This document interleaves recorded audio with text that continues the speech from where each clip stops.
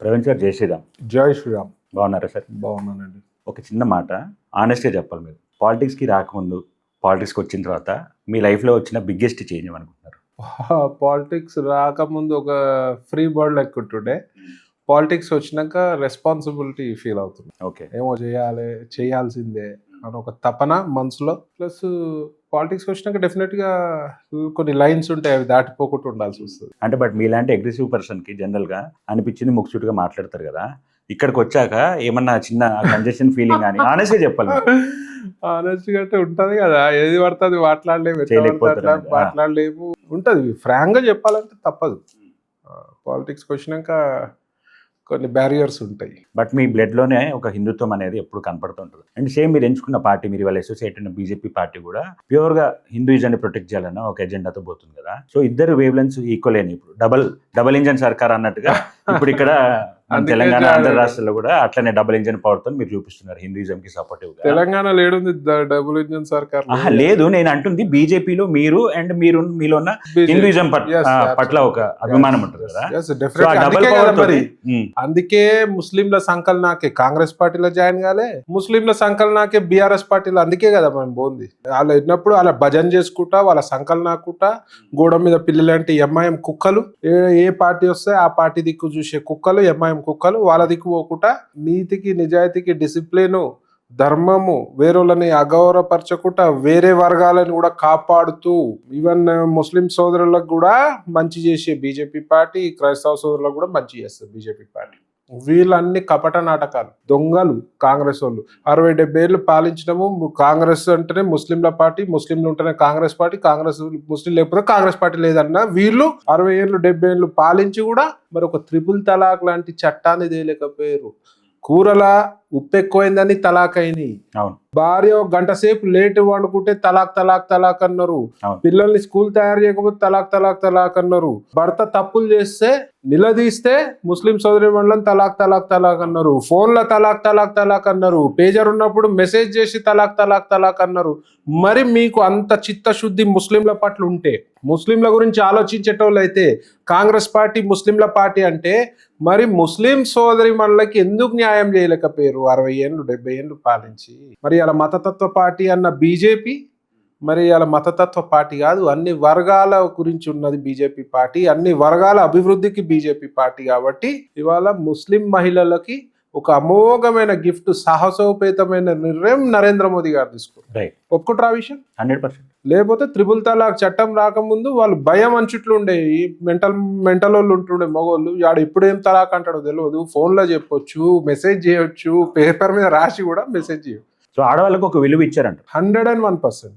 మరి ముస్లిం సోదరులు ఆలోచించాలి, ముస్లిం సోదరులు ఆలోచించాలి. ఇవాళ ముస్లిం సోదరులు తల్లి వాళ్ళు కూడా ఒకప్పుడు ఆ తలాక్ అనే భయం అంచులనే బతికిరు కదా.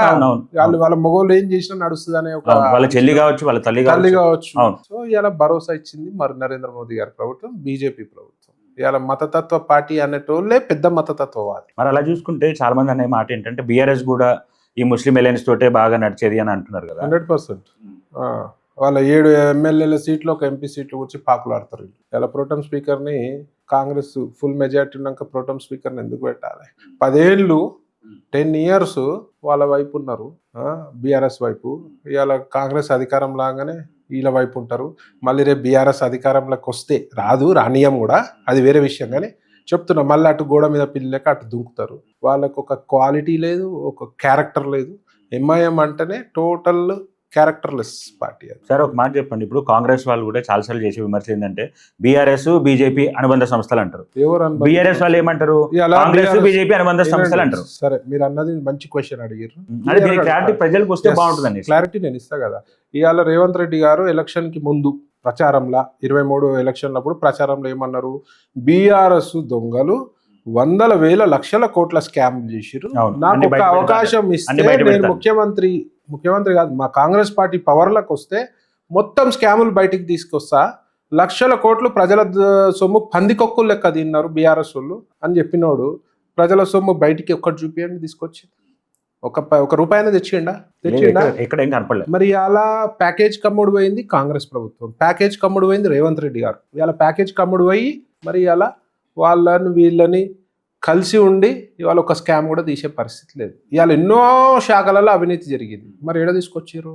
మరి నీకు చిత్తశుద్ధి ఉంటే బీఆర్ఎస్ కాంగ్రెస్ ఒకటి కాదని ప్రజలు నమ్ముతారో నమ్ముతలేరో తెలవాలి. ఇవాళ నువ్వు వాళ్ళని బయటికి తీసి స్కాములు బయటికి తీసి ప్రజా సొమ్ము మరి ప్రభుత్వ ఖజానాలు నింపకపోతే ఇవాళ కాంగ్రెస్ బీఆర్ఎస్ అని ఒకటని ప్రజలు క్లియర్గా నమ్ముతారు. చికోటి ప్రవీణ్ గారి దృష్టిలో పాలిటిక్స్ అంటే ఏంటి?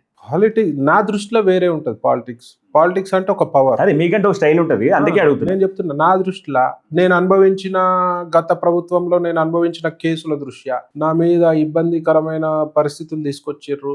నన్ను హిందుత్వానికి పనిచేయకుండా కేసులు పెట్టి వెపన్స్ కేసు పెట్టి, దుమ్మి కేసు అది, వెపన్స్ కేసు పెట్టాల్సిందే లేదు, కావాల్సుకొని వెపన్స్ కేసు పెట్టి ఇబ్బంది పెట్టే ప్రయత్నము బీఆర్ఎస్ వాళ్ళు చేసారు. కాబట్టి ఇవాళ పాలిటిక్స్లు ఉంటే ఒక పవర్ ఉంటే మన జోలికి రారు. ఇవాళ హిందుత్వానికి పనిచేయాలంటే ఒక ఇండివిజువల్ తోటి కాదు. ఎందుకంటే గతంలో బీఆర్ఎస్ ప్రభుత్వం, ఇప్పుడున్న కాంగ్రెస్ ప్రభుత్వం హిందుత్వవాదులని తొక్కే ప్రయత్నం చేస్తుంది, వాళ్ళ నోరు మెదపనీయకుండా ప్రయత్నం చేస్తుంది. విపరీతమైన అక్రమ కేసులు, గోరక్షకులపై అక్రమ కేసులు, హిందుత్వం మాట్లాడితే అక్రమ కేసులు, మన గుళ్ళపై మన దాడి జరిపించుకున్నాక మన గుళ్ళపై దాడి చేస్తారు. మనం పోయి పీస్ఫుల్ గా ప్రొటెస్ట్ చేసి మా హక్కుల గురించి హిందువుల సెంటిమెంట్లు భగ్నం కాకుండా ఉండాలి, చూడాల్సిన బాధ్యత కాంగ్రెస్ ప్రభుత్వం అని చెప్పినందుకు కేసులు, లాఠీ చార్జులు, అక్రమ అరెస్టులు, బెయిల్ రాకుండా విశ్వ ప్రయత్నాలు, పీడీ యాక్ట్లు పెట్టే ప్రయత్నాలు, ఇవన్నీ కాపాడుకోవాలి. ఇవన్నిటి నుంచి బయట పడాలి, ఇవన్నీ తిప్పి కొట్టాలి, అన్నిటికీ ఎదురు తిరగాలంటే మనకంటూ ఒక పొలిటికల్ బలం కావాల్సిందిగా నేను భావిస్తున్నాను. సో సొసైటీని ప్రొటెక్ట్ చేయడం కోసమే 100% ఓకే పవర్ ఉండాలంటారు. 100% ఓకే. సో మీ దృష్టిలో మీడియా రోల్ ఎంత ప్లే చేస్తుంది? మీడియా రోల్ చాలా ప్లే చేస్తుంది. ఇవాళ ఒకరిని హీరో చేయాలన్నా జీరో చేయాలన్నా మీడియా రోల్ ప్లే చేస్తుంది. ఇవాళ రేవంత్ రెడ్డిని యూట్యూబ్ ఛానల్, మీది కూడా యూట్యూబ్ ఛానల్ మస్తు నెత్తులెక్కినాయి. ప్రతిదీ నెత్తులెక్కించుకొని రేవంత్ రెడ్డిని చూపించారు. ఎలక్షన్ల ముందు రేవంత్ రెడ్డి మెంటాలిటీ చూసిరు కదా, ఎలక్షన్లో ముఖ్యమంత్రి పదవి మీద కూర్చున్నాక ఇలా యూట్యూబ్ ఛానల్ వద్దు, ఆ గొట్టాలు పట్టుకొని వస్తారు, ఈ గొట్టాలు అవసరమా మనకి అని చెప్పి ఇలా యూట్యూబ్ ఛానల్ చిన్న చూపు చూస్తున్నాం. ఇవాళ యూట్యూబ్ ఛానల్ ఉండని, ఒక్క ఛానల్ ఉండని, 10 ఛానళ్ళు ఉండని, social media very powerful, YouTube is very powerful. దాని మెయిన్ స్ట్రీమ్ మీడియా ఇవాళ సమాజంలో మంచి చేయాలన్నా మీడియా అది చాలా ఇంపార్టెంట్. ఒకరిని హీరో చేయాలన్నా జీరో చేయాలన్నా మీడియానే, ఒక సమాజానికి ప్రజలకు మంచి చేయాలన్నా మీడియానే. ఎందుకంటే ఇక్కడ మనం చెప్పేదాన్ని బయటికి రావాలన్నా మీడియాని, ఇవాళ డేట్లో కూడా మీడియాని ప్రజలు విశ్వసిస్తున్నారు. సో వీళ్ళ కొందరు కరప్ట్ అయి ఉన్నారు, అది కాకుండా చూసుకోవాలి. ఎందుకంటే పూర్తిగా వ్యవస్థ పైన ప్రాబ్లం అవుతుంది. So media plays a very important role in this society. మీ లైఫ్లో మీడియా మీకు మంచి ఎక్కువ చేసినా చెడు ఎక్కువ చేసినా? నా లైఫ్ చెప్తా. స్టార్టింగ్ చెడు చేసింది, ఏ ఆధారాలు లేకుండా ఏం తెలియకుండా వచ్చింది, కానీ చాలా మంచి ఎక్కువ చేసింది. ఎందుకంటే చెడు చేసినప్పుడు వాళ్ళకి కొందరికి సగం నాలెడ్జ్ తోటి ఏదో రాసేసుకున్నారు, చూపించేసారు టీవీలలో కానీ యూట్యూబ్లలో కానీ. నేను దీన్ని ఎవరిని ఎందుకు బ్లేమ్ అంటే నేను చెప్పిన దానికి కౌంటర్స్ నేను ఏవైతే ఇచ్చినా అది కూడా అది చూపించకుండా వన్ సైడ్ చూపిస్తే నేను ఇలా మీడియాని బ్లేమ్ చేస్తుంటే, కానీ చూపించాలి. మీడియా బ్యాలెన్సింగ్గా చూపించింది కాబట్టి ఇవాళ ప్రజలు నన్ను ఇష్టపడుతుంది. అంటే మీలాంటి డేరింగ్ పర్సన్స్ చాలా మంది మీడియాలో ఇట్లాంటి అపవాదాలు వచ్చినా, రూమర్స్ వచ్చినా, లేకపోతే విషయం ఏంటో తెలుసుకోకుండా ఇమీడియట్ గా కొన్ని ఆర్టికల్ చేసేసుకుంటూ వచ్చినప్పుడు మీలాంటి డేరింగ్ ఉన్న పర్సన్ వచ్చి మాట్లాడే ఒక గట్స్ ఉంటాయి సార్. బట్ చాలా మంది ఎలా అనుకుంటారంటే ఒకసారి ఒక బ్యాడ్ వచ్చేసిందంటే వాళ్ళ లోపలే వాళ్ళు డిప్రెస్ అయిపోయి మాట్లాడతామని బయటికి రారు. మరి నేను స్పందిస్తే అదేమన్నా ఇంకా నా మీద రియల్ టైం నమ్ముతారు. చాలా మంది కూడా నెక్స్ట్ డే మొత్తం నా ఫ్రెండ్స్, ఫ్యామిలీ మెంబర్స్ అందరు ఉన్నారు. మీడియాలో ఒక 40-50 ఛానల్స్ బయట వెయిట్ చేస్తున్నాయి. నేను ఒక డిస్కషన్ ఇంట్లో నుంచి మీడియా ముందుకు పోవాలన్నా పోవద్దా, చాలా మంది ఎవరు కూడా నన్ను వద్దనే అన్నారు. నువ్వు మీడియాని తట్టుకోలేవు, మీడియా అడిగే క్వశ్చన్స్ తట్టుకోలేవు అంటే నా మనసులో నేను అనుకున్నా, మీడియాకి నేను చెప్పకపోతే ఆ రోజు నేను బ్లాక్ లిస్ట్లో ఉంటుంటే, మీడియాకి చెప్పకపోతే నన్ను నిజంగా మీడియా ఫస్ట్ డే చూపించిందో అదే నిజం అనుకుంటుండే. సో మనం ఏందో అనేది ఇప్పుడు ఈడీ ఆఫీసర్స్ కూడా నన్ను బెదిరించిన, అంటే బెదిరియడం అంటే సార్ నేను మీడియా నన్ను బ్యాడ్ గా ఫ్రేమ్ చేసింది, మరి ఆ మీడియా ముంగట ఐఎమ్ నాట్ బ్యాడ్ అని ఎట్లా చెప్పాలి సార్? ఎవరు చెప్పాలి నా తరఫున?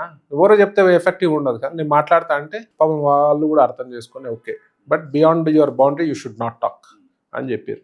ఇలా మాట్లాడినందుకే కదా తెలిసింది. ఇవాళ ఏదో ఆరోపణలు వస్తే ఎవరు కూడా భయపడాల్సిన పని లేదు. నువ్వు కరెక్ట్ ఉంటే మీడియా ముందుకు రావచ్చు. మీడియా చెడు చూపిస్తుంది, మంచి నువ్వు చెప్పేది కూడా చూపిస్తుంది media. So I respect media. ఇప్పుడు యూత్ మన సొసైటీలో పాలిటిక్స్లో ఎంత రోల్ ప్లే చేస్తారు, ఎంత ఇంపార్టెంట్ అంటారు? యాక్చువల్ యూత్ చాలా ఇంపార్టెంట్, కానీ ఇవాళ భారతదేశంలో పాశ్చాత్య కల్చర్లో పడి క్లబ్బులు, పబ్బులు, డ్రగ్స్, మందు, గ్యాంబ్లింగ్ ఇవన్నిట్లో పడి యువకులు చెడిపోతున్నారు చాలా మటుకు. సో అది కాకుండా పాలిటిక్స్లో మీరు రావాలి. బీజేపీ ఎస్పెషల్లీ నరేంద్ర మోదీ గారి ప్రభుత్వం యువత చాలా అవకాశాలు ఇస్తుంది. సో మీరు వచ్చి you can do some miracles in society. So మీ అవసరం చాలా ఉంది. సో ఈ అందులో ఒకసారి ఊబిలో పడ్డట్టే, ఎనీ అడిక్షన్ ఊబిలో పడ్డట్టే. సో ఆ ఊబిలోకి వెళ్ళి బయటికి వెళ్ళలేరు.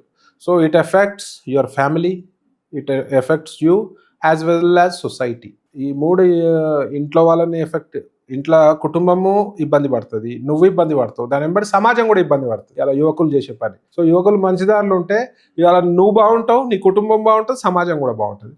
సో ఆ మినిమం రెస్పాన్సిబిలిటీ తోటి ఆలోచించాలి ఏదన్నా చేసేమో. సో డెఫినెట్గా ఇవాళ యువకులు మార్పు రావాలి.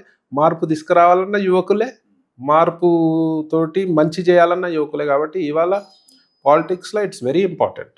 Youth plays a vital role in politics. అందరూ ఇంట్రెస్ట్ లేకపోవచ్చు పాలిటిక్స్, సమాజ సేవ, కొంచెం సమాజం పట్ల రెస్పాన్సిబిలిటీ ఉంటే బాగుంటుంది. పాలిటిక్స్ అంటే చాలా మంది లీడర్లు కానీ, ఎగ్జిస్టింగ్ పొలిటీషియన్స్ కానీ, లేకపోతే బయట ప్రజలు కానీ ఓపెన్గా ఒప్పుకుంటున్నారు సార్. ఏమంటున్నారంటే పాలిటిక్స్ అంటే డబ్బుతోనే నడుస్తుంది, ఓటుకి డబ్బులు పంచండి వర్కౌట్ అవ్వట్లా, అదే రెజిమ్ నడుస్తుందని అంటున్నారు. సో ఇప్పుడు ఒక యూత్ కొత్త రక్తం అనేది పాలిటిక్స్లోకి ఎంటర్ అవ్వాలి అని అంటే డబ్బులు లాగా కావాలి కదా. డబ్బులు లేని వాళ్ళు కూడా స్వచ్ఛందంగా వచ్చి పొలిటికల్గా ఎంట్రీ తీసుకొని సిస్టంలో ఒక పార్ట్ అవ్వాలంటే వాళ్ళు ఎలా ముందుకు రాగలుగుతారంటే? ఇప్పుడు అదే చెప్తున్నా, వాళ్ళు అప్పుడు వచ్చి చెప్పాలి. డబ్బులతోటి మీరు 3,000, 5,000, 10,000 ఇచ్చే డబ్బులతోటి మీ జీవితాన్ని, 5 ఏళ్ల జీవితాన్ని ఒక పొలిటీషియన్ కొనుక్కున్నట్టే. మీరు వాళ్ళ డబ్బులకి అమ్ముడు పోయినారు. ఒక ఓటర్ 5,000కో 10,000కో అనుకో, ఆ 10,000తోటి మీ 5 ఏళ్ల జీవితం నాశనం. రేపు మీరు పోయి ఏదైనా డెవలప్మెంట్ గురించి మీ గురించి క్వశ్చన్ చేసే అర్హత పోతుంది, మీ గురించి క్వశ్చన్ చేసే రైట్ పోతుంది. ఓరాబా నిన్ను కొన్నామన్న మైండ్ సెట్లో ఉంటారు. కరెక్ట్. సో ఆ డబ్బులు సపోజ్ ఒక ఎమ్మెల్యే 10 కోట్లు 20 కోట్లు ఖర్చు పెట్టిండు అనుకో, వాడికి ఆ డబ్బులు ఇంట్లోకి పెడతాడా? పెట్టాడు కదా. మరి మీ దగ్గరనే కరప్షన్ అవుతుంది. అందుకే బీజేపీ ఈజ్ యాంటీ. డబ్బులు వంచడంలో బీజేపీ బిర్యానీ, డబ్బులు, మందు బీజేపీ ఎప్పుడు వంచదు. సో ఈ కల్చర్ తెలంగాణకి వ్యాపించింది అనుకోండి, చాలా ప్రమాదంలో పడతాం ఇవాళ. సో ఆల్రెడీ వ్యాపించింది. సో ఇది మీరు ఎడ్యుకేట్ చేయాలి. యూత్ కానీ పొలిటీషియన్ కానీ ఎడ్యుకేట్ చేయాలి. ఇవాళ మీరు డబ్బులు తీసుకోకుండా పనిచేసి మీ నాయకుడిని గెలిపించుకున్నారు అనుకో, గల్లా పట్టుకొని అడుగు, ఏరా మా కాలనీకి ఏం డెవలప్మెంట్ చేస్తున్నాం, మా నియోజకవర్గానికి ఏం డెవలప్మెంట్ చేస్తున్నాం. నేను చూసిన సంఘటనలు షాక్. మంచి రిచ్ ఉన్న కాలనీలలో కూడా వాళ్ళు డబ్బులు తీసుకోకుండా ఎలక్షన్ల టైంలో మందుబాటలు తీసుకున్న సంఘటనలు నేను చూసిన. అవునా? గతంలో చాలా చోట్ల చూసిన. when I was not into politics also. So ఎందుకు ఇలాంటి మైండ్ సెట్ ఉంటుందంటే, మైండ్ సెట్ అదే చెప్తున్నా కదా, చిన్న చిన్న దానికి ఆశపడి పోతే మీ జీవితాన్ని, మీ ఓటు అమ్ముకున్నంటే తల్లిని అమ్ముకున్నట్టే అండి. ఓటు అమ్ముకున్నావు అంటే నీ ప్రాథమిక హక్కును అమ్ముకున్నట్టే. ఇవన్నీ కూడా ఎడ్యుకేట్ చేయాల్సిన అవసరం ఉన్నది. ఎస్పెషలీ మీడియా ఇట్లాంటి వాటిపైన స్పెషల్ డ్రైవ్లు కానీ ఎడ్యుకేట్ చేయాలి. మీరు పబ్లిక్ పల్స్ తెలుసుకొని పోయినప్పుడు మీరు చెప్పాలి. 2,000కో 3,000కో 5,000కో మీ జీవితాన్ని నమ్ముకోకుండా, మీ ఓటుని నమ్ముకోకుండా, మీ 5 ఏళ్ల జీవితం వాడి దగ్గర తాకట్టు పెట్టినట్టే. వాడు గెలిచినాక వాడు కరప్షన్ చేయండి 20 కోట్లు 30 కోట్లు ఇన్ను తీసుకొస్తాడు. సో ఇది చాలా ఆలోచించాల్సిన పాయింట్. అండ్ ప్రజలల్లో ఈ విషయంలో చైతన్యం రావాలి. మనం ఎంత చెప్పినా కూడా ప్రజలల్లో చైతన్యం రావాలి. ఇప్పుడు మీరు చెప్పిన మాట రియలిస్టిక్ అని బయట ఒక ఎగ్జాంపుల్గా ప్రూవ్ అయింది సార్. అంటే బీజేపీలో వితౌట్ మనీనే పాలిటిక్స్ రన్ చేయాలి అనే దానికి ఎగ్జాంపుల్ బయట అంటుంది ఏంటంటే, నరేంద్ర మోడీ గారు హైదరాబాద్ వచ్చారు. అక్కడ ఒక్కళ్ళు కూడా అంటే అసలు డబ్బు లేకుండా ఏమీ ఇది ఆశించకుండా చాలా మంది క్రౌడ్ స్వచ్ఛందంగా వచ్చి, ట్రాన్స్పోర్ట్ కూడా లేకుండా వాళ్ళు సొంత మంది వచ్చారట. కనీసం వాటర్ బాటిల్ కానీ ఏది ఆశించకుండా వాళ్ళే మొత్తం పరేడ్ గ్రౌండ్ నిండి దాని బయట రోడ్లన్నీ జామ్ అయిపోయి ఆ లెవెల్లో వెళ్ళిపోయింది మీటింగ్. గొప్పతనం బీజేపీ కార్యకర్తల గొప్పతనం అదే, బీజేపీ నాయకుల గొప్పతనం అదే, బీజేపీని ఇష్టపడే ప్రజల గొప్పతనం అదే. మా దగ్గర ఒక్కొక్క నాయకుడు టిఫిన్ డబ్బా కట్టుకొని పోతాడు. ఎలక్షన్లా మా దగ్గర కార్యకర్తలు టిఫిన్ డబ్బా తీసుకొని ఇంట్లోకి వెళ్ళి టిఫిన్ డబ్బా కట్టించుకొని పోయి పని చేసి వస్తాడు. రూపాయి ఆశించకుండా మా బూత్ లెవెల్ల కార్యకర్తలు, బూత్లలో కూర్చున్న కార్యకర్తలు బెదిరించినా ఏం చేసినా దేశం మీద ఉన్న ప్రేమతోటి, ధర్మం మీద ఉన్న ప్రేమతోటి ఇవాళ అవుట్రైడ్గా పనిచేస్తారు. బీజేపీకి ఉన్న క్యాడర్ ఎక్కడ ఉండదు. మీరు చూడండి, కాంగ్రెస్కి వెళ్ళి బీఆర్ఎస్ చంపేస్తారు, బీఆర్ఎస్కి వెళ్ళి కాంగ్రెస్ చేస్తారు. బీజేపీలో రేర్ అక్కడెక్కడ మాక్సిమం స్విచ్చింగ్స్ ఆ రెండిట్లోనే జరిగాయి. లాస్ట్ ఎలక్షన్ లో చూసుకుంటే అంతే. ఆఫ్టర్ ఎలక్షన్ రిజల్ట్స్ ఇప్పుడు చాలా మంది ఇటీటే మారినట్టు కనిపిస్తుంది. ఆడు గెలుస్తాడు బీఆర్ఎస్కి వెళ్ళి, ప్రజలు ఇంకోటి ఆలోచించాలి, ఆడు బీఆర్ఎస్లోకి వెళ్ళి గెలుస్తాడు, పోయి కాంగ్రెస్ ఉంటాడు. నువ్వు కాంగ్రెస్ కొట్టేసినావా బీఆర్ఎస్ కొట్టేసినావా? బీఆర్ఎస్ మీ నాయకుడు చూసి మీరు బీఆర్ఎస్ కొట్టేస్తే ఆడు ఇలా కాంగ్రెస్ ఉంటాడు. మళ్ళీ ఆడు చెప్తాడు నేను కాంగ్రెస్లో లేదంటాడు. కాంగ్రెస్ నుంచి ఎంపీగా పోటీ చేస్తాడు, ఎమ్మెల్యేగా పోటీ చేస్తాడు, మళ్ళీ నేను కాంగ్రెస్ లేని బీఆర్ఎస్లో ఉన్నా అంటాడు. అంటే మీ ముందర మిమ్మల్ని చీట్ చేస్తారు, టోటల్ క్లియర్ కట్గా మిమ్మల్ని మోసం చేస్తారు. మరి మీరు ఏ అభిమానంతో కేసీఆర్ మీద అభిమానంతో బీఆర్ఎస్కి ఇచ్చారో మాకు తెలియదు. ఓటు బీఆర్ఎస్కి వేస్తే మీ నాయకుడు పోయి కాంగ్రెస్లో ఉన్నారు. అదే బీజేపీలోకి వస్తాయని కొందరు నాయకులు మమ్మల్ని అడిగితే మేము రానియలే కదా, మీరు రిజైన్ చేసి రావాలి, మీరు ఎమ్మెల్యే పదవికి రిజైన్ చేసి రండి, మళ్ళీ మీకు సీట్ ఇస్తాం. ఓకే, అది బీజేపీ అంటే ఒక డిసిప్లిన్ కానీ, ఒక పద్ధతి కానీ, ఒక ప్రోటోకాల్ కానీ బ్రేక్ చేసిపోదు బీజేపీ. అందుకే ఇవాళ వరల్డ్ హైయెస్ట్ మెంబర్షిప్ ఉన్న పార్టీ ఇవాళ బీజేపీ పార్టీ. సార్ ఒక పర్సనల్ క్వశ్చన్, పాలిటిక్స్ తర్వాత మాట్లాడదాము. మీరు బయటికి అగ్రెసివ్గా చాలా రెబలియస్గా అవుట్వర్డ్గా ఉంటారు కదా, నాకు ఎందుకో మీలో ఒక చిన్న చైల్డ్, ఒక అమాయకుడు వాస్తవంగా అంటే మీ మెంటాలిటీ అది, బట్ పైకి లేయర్ వేసుకుని ఉంటున్నారు. లేయర్ కాదు, it is my mentality. Aggressive అంటే కోపం తెప్పిస్తే అగ్రెసివ్. ఒక జంతు ప్రేమ కూడా ఎట్లుంటాడు, సెన్సిటివ్ ఉంటాడు కదా, సెన్సిటివ్ ఉన్నాడే జంతు ప్రేమకుడు. ఒక మూగ జీవాన్ని ప్రేమిస్తుండంటే వాడు మంచోడు ఉన్నాడు, సెన్సిటివ్ ఉంటాడు. ఒక సమాజ మీద ఒక ప్రత్యేకమైన బాధ్యత ఎవరికి ఉంటుంది, ఎవడో హాస్పిటల్ ఉంటాడు, XYZ తెలియని హాస్పిటల్ ఉంటే స్పందించేటోళ్ళు ఎంతమంది ఉన్నారు, స్పందిస్తాడంటే ఆయన ఎంత సెన్సిటివ్ ఉండాలి. That is Chikoti Praveen. ఒక జంతు ప్రేమికుడుగా సెన్సిటివే, ఒక సమాజ బాధ్యత, సమాజం గురించి ఆలోచించే వ్యక్తిగా నేను సెన్సిటివే. కాకపోతే ఒక ఫ్రేమ్ ఎట్లా చూపించారంటే అగ్రెసివ్ ఉంటారు. ఎంఐఎం విషయానికి వస్తే అగ్రెసివే, అది హిందూ ధర్మం గురించి వస్తే aggressive. But Chikoti Praveen real గా మీ ఒరిజినల్ మెంటాలిటీ నేను అన్నట్టు సాఫ్ట్ ఒక అమాయకత్వం, ఒక చైల్డిష్నెస్ మీలో అలా అనొద్దు కానీ చైల్డిష్ అంటే అదే పసితనం, అంటే అమాయకత్వం అంటారు చూసారా. నమ్మితే ప్రాణం ఇస్తామండి, నమ్మక ద్రోహం చేస్తే దాని తగ్గట్టు రిజల్ట్. సో మీరు చైల్డ్హుడ్ ఎట్లుంటుంది? చైల్డ్హుడ్ అంటే అగ్రెసివ్ ఆటలు, ఫుల్ ఆటలు, ఓవర్ హైప్, ఓవర్ యాక్టివ్, చెట్లు ఎక్కటోని, క్రికెట్ ఆడటోని, ఇక అన్నిట్లా. అంటే అప్పుడు కూడా ఇట్లా ఇష్యూస్ మీద మాట్లాడతాం కానీ ఏమైనా ఉంటే చైల్డ్హుడ్ లో లేదు. నేను చైల్డ్హుడ్ లో స్కూలింగ్ స్కూలింగ్ లో ఇష్యూస్ అంటే ఇష్యూ అంటే జనరల్ గా ఇప్పుడు పిల్లలు ఉన్నారు అనుకోండి, కొట్లాటలు అయితే లీడర్షిప్ క్వాలిటీ ఉంటుండే అప్పుడు ఇన్వాల్వ్ అయ్యి ఆ రెండు గ్రూప్లను కూర్చోబెట్టి మాట్లాడడము. మాకు ఇంకా నేను పెరిగిందంతా ఓల్డ్ సిటీ ఏరియా కదా, ఇంకెక్కువ ఉంటుండే. ఎస్పెషల్లీ ఒక వర్గం వాళ్ళతోటి ప్రధానికి వచ్చి వాళ్ళు చిన్న పిల్లలలో కూడా వాళ్ళకి చాలా ఫీలింగ్, మన వాళ్ళపై దాడులు, స్కూల్ డేస్ లో కూడా దాడులు జరిగాయి. అవునా? ఇవన్నీ చూసి ఆటోమేటిక్ అక్కడ ఉన్న భాగ్యనగర్ జిల్లాలో ఎవరున్న హిందువులు చిన్నప్పటి నుంచి క్లోజ్ గా, అంటే కొందరు ఉంటారు, వాడు ఆఫీస్ పోయిండా, ఇంటికి వచ్చిండా, ఆఫీస్ పోయిండా, వాళ్ళు కాదు, పబ్లిక్ లో తిరిగేటోళ్ళు, గుళ్ళు తిరిగేటోళ్ళు, గుళ్ళకి సేవ చేసేటోళ్ళు, ఉత్సవాలు చేసేటోళ్ళు, వాళ్ళకి డెఫినెట్ గా ఏదో ఒక రకంగా ఎక్స్పీరియన్స్ అవుతుంది. బైక్ మీద పోతుంటే మన తప్పు లేకుండా వాడే వచ్చి గుద్దుతాడు, వాడే దాడి చేస్తాడు. మనోళ్ళు ఎవడు ఆపడు, వాడు దాడి చేస్తే వీడు తిరగబడితే వాళ్ళు నిమిషంలో 100 మంది జమ అవుతారు, వీనే కొడతారు. అట్లాంటి సంఘటనలు చూసినాం. అవన్నీ చూస్తే బ్లడ్ బాయిల్ అవుతుంది కదా. మనపై ఎప్పుడు దాడులే, మెజారిటీ అయినా మనపై దాడులే, మైనారిటీ వాళ్ళు మనపై దాడులే. దీనికి కారణం ఏంది? వాళ్ళకు ఉన్న కాన్ఫిడెన్స్ ఏంది? ఏమన్నా అయితే మా నాయకుడు చూసుకుంటాడు, ఎంఐఎం నాయకుడు చూసుకుంటాడు. ఏమన్నా అయితే ఎంఐఎంకి ఏం నమ్మకము?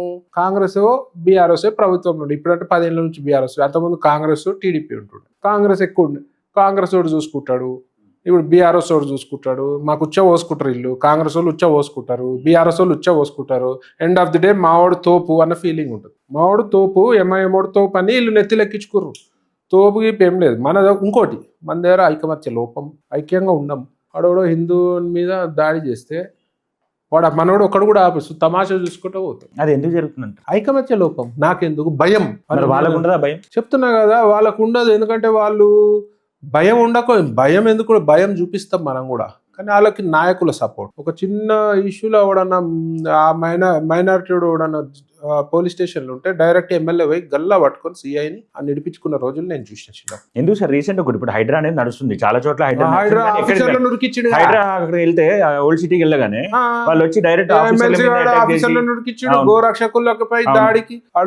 రూలింగ్ గవర్నమెంట్ లో ఉన్న కాంగ్రెస్ హైడ్రా వాళ్ళదే కాబట్టి, వాళ్ళ స్కీమే కాబట్టి, మరి వాళ్ళు ఎందుకు సార్ కాంట్రాడిక్ట్ చేయలేకపోయారు? వీళ్ళు మరి ఎందుకు చేస్తారు? వీళ్ళు ముస్లింల పార్టీ కదా, కాంగ్రెస్ పార్టీ అంటే ముస్లింలకు కూడా నేను ఒకటి చెప్తా, ఓవైసీ ముస్లిం ఉండొచ్చు, మీరు ముస్లిం ఉండొచ్చు, కానీ ఓవైసీ ముస్లింల పద్ద అంత ప్రేమ ఉండి శ్రద్ధ ఉంటే, ఇప్పటి నుంచో ఉన్న ఓల్డ్ సిటీ, నేను చిన్నప్పటి నుంచి చూస్తున్నా, 40 ఏళ్ళ నుంచి చూస్తున్నా ఓల్డ్ సిటీ, ఇవాళ అవే గల్లీలు, అవే నాలాలు, అవే మోరీలు, అవే చెత్తలు, అవే ఆస్బెస్టస్ రేకులు, అవే పాతబడిన పంకాలు. ఇలా మీ జీవితాలు ఏం మారలే. మొన్న ఉట్టుకొచ్చిన ఫ్యూచర్ సిటీ ఎట్లయితుంది, ఇప్పుడైతే డెవలప్ అవుతుంది ఫాస్ట్గా. రైట్. అంటే ఆడ వేరే రీజన్, రేవంత్ రెడ్డి ల్యాండ్స్ ఉన్నందుకు అవుతుంది కదా. ఇక్కడ మీకు న్యూ సిటీ గచ్చిబౌలి వైపు ఏమవుతుంది మరి? మీ ఎంపీ, మీరు ఎన్నో ఏళ్ళ నుంచి వాడినే ఎంపీ పెడుతున్నారు, గదే 7 మంది ఎమ్మెల్యేలు, మీపై ఎప్పుడు కూడా శ్రద్ధ లేదే. మీ పిల్లలు అదే సైకిల్ రిపేర్ చేస్తున్నాడు, అదే సైకిల్ రిపేర్ చేస్తున్నాడు, పంచర్ చేస్తాడు, అదే పంచర్ చేస్తున్నాడు. మీ జీవితాలు ఏడ మారినాయి? ముస్లిం సోదరుల జీవితాలు ఏడ మారినాయి? ఒక్క ఫీలింగ్ హిందూ ముస్లిం అని తీసుకొచ్చి వానికి ఓట్లు వేస్తారు మీరు. అలా గచ్చిబౌలి చూడండి ఎట్లా అయింది, అక్కడ ఫారెన్ కంట్రీ ఫీలింగ్ వస్తుంది సైడ్ చూస్తే. మరి అలా మీ ఓల్డ్ సిటీ గదే కదా, ఎంత చరిత్ర కలిగిన ఓల్డ్ సిటీ. ఒకప్పుడు ముత్యాలు డైమండ్స్ అమ్మిన రోజులు ఉన్నాయి అక్కడ రోడ్ల మీద. మరి అది మీ సిటీ అట్లనే ఉంది అంటే మీ నాయకత్వ లోపం లేదా? మీరు అడగరా? ఎంతసేపు హిందూ ముస్లిం అని ఫీలింగ్ తీసుకొచ్చి ఓట్లు తీసుకుంటారు. అసలు మతతత్వ పార్టీలు ఇవి, కాంగ్రెస్ కానీ, బీఆర్ఎస్ కానీ, ఎంఐఎం కానీ. సరే, చిన్నప్పటి నుంచి మీరు ఇప్పటివరకు మీలో కంటిన్యూ చేసుకొచ్చిన ఒక క్వాలిటీ చెప్పండి. సేమ్ మైండ్ సెట్, ఎప్పుడు కూడా డౌన్ టు అర్తే ఉంటాము. డబ్బులు ఏం లేనప్పుడు, అంటే మాది అప్పర్ మిడిల్ క్లాసే ఫస్ట్ నుంచి. ఓకే. అప్పుడు అట్లనే ఉన్నాము, ఇప్పుడు ఇట్లనే ఉన్నాము. ఎవరు ఏది చెప్పినా ఇమీడియట్ రెస్పాండ్ అవుతాము. ఫోన్లు వచ్చినప్పటి నుంచి మిస్డ్ కాల్ చూసినా రిటర్న్ కాల్ చేస్తా, తెలియని పరిస్థితి. ఆల్మోస్ట్ అన్ని కాల్స్ అటెండ్ చేస్తాను. రాత్రి 3 గంటలకు కూడా కాల్ అటెండ్. 3 గంటలకు కూడా అందరు ఎందుకు సైలెంట్ పెట్టో ఆఫ్ చేసో పెట్టుకుంటారు. నేను ఎందుకు పెట్టుకోను? 3 గంటలకు పెట్టండి. మీరు ఎప్పుడు 3 గంటలకు చేయండి, 99% బై ఛాన్స్ 1% నిద్రలో ఓవర్ టైర్డ్ అయ్యి 3 గంటలకు నా లెవెల్ ఆఫ్ థింకింగ్ ఎట్లుంటుంది అంటే, 3 గంటలకు చేస్తుంటే వాడికి ఏదో అవసరం ఎమర్జెన్సీ ఉంటేనే 3 గంటలకు చేస్తారని ఒక భావనతోటి ఆ రాత్రి కూడా ఫోన్ ఎత్తుతాడు. మన 2 తెలుగు రాష్ట్రాలలో మీ గురించి మాట్లాడగానే ఫస్ట్ మీకు తెలుసు ఏమంటారు అనేది, కసినో కింగ్ అని అంటారు కదా. నేను దాని నుంచి ఎక్కువ వెళ్ళదలుచుకోలే, కానీ వాస్తవంగా నేను అంటుంది ఏంటంటే, ఒక మనిషి ఆ లెవెల్ వరకు రీచ్ అయ్యాడు అని అంటే, అంత లెవెల్ బిజినెస్ వరకు వెళ్ళగలిగేది అంటే వెనక ఎంతో స్ట్రగుల్ ఉంటుంది. అంటే డబ్బులున్నా డబ్బులు లేకపోయినా, కొంతమంది డబ్బులు ఉన్నా సరే ఆ జర్నీని తీసుకొచ్చి ఆ స్టేజర్కి వెళ్ళాలంటే, ఎందుకంటే కసినో బిజినెస్ నాట్ ఏ జోక్. డబ్బులు కావాలి, దానికి పలుకుబడి కావాలి, అండ్ మనలో కూడా అంత దమ్ము ఉండాలి అది చేసుకోవడానికి. ఎందుకంటే మీకు వచ్చే కస్టమర్లు కూడా మీరు అంత బ్యాలెన్స్ గా హ్యాండిల్ చేసుకోవాలి. Not customers, mafia related. So ఇంత బ్యాలెన్స్ చేసుకోవడం అంటే, ఒక మనిషి ఆ స్టేచర్కి ఎదిగితేనే అది చేయగలరు కదా. ఆ స్టేచర్కి చిక్కోటే ప్రవీణ్ గారు ఎలా ఎదగలిగారు? రకరకాల కష్టాలు చూసినాం, తొక్కడం చూసినాం, మనం తొక్కించుకోవడానికి మనని తొక్కనికి మస్తు మంది చూసిరు, అవన్నీ చూసినాం. నేనేమంటా, ఎవరెస్ట్ శిఖరం మీదికెళ్ళి చూస్తాం మనం, హైయెస్ట్ పీక్ ఇది వరల్డ్. కింద దానికి ఫౌండేషన్ ఎంత ఉండొచ్చు. అవును. సో ఏ మనిషి ఎదిగినా కేసీఆర్ ముఖ్యమంత్రి అయినా, రేవంత్ రెడ్డి ముఖ్యమంత్రి అయినా, వాళ్ళు ఆ పొజిషన్లో ఉన్నట్టు కింద ఎంత లెవెల్లో ఇబ్బందులు పడి ఉంటారు అనేది మనం గ్రహించాలి. ఒకటి. సెకండ్, మా ఫీల్డ్లో రావాలంటే మాఫియా, ఆంధ్రప్రదేశ్ ఇవన్నీ చూసుకొని వచ్చినాం. తెలుగు రాష్ట్రాల నుంచి మన వరకు పోయిన వాళ్ళు ఎవరు లేరు. చిన్నగా పోయినారు ఏమో ఉండొచ్చు, కానీ పోయిన వాళ్ళు ఎవరు లేరు.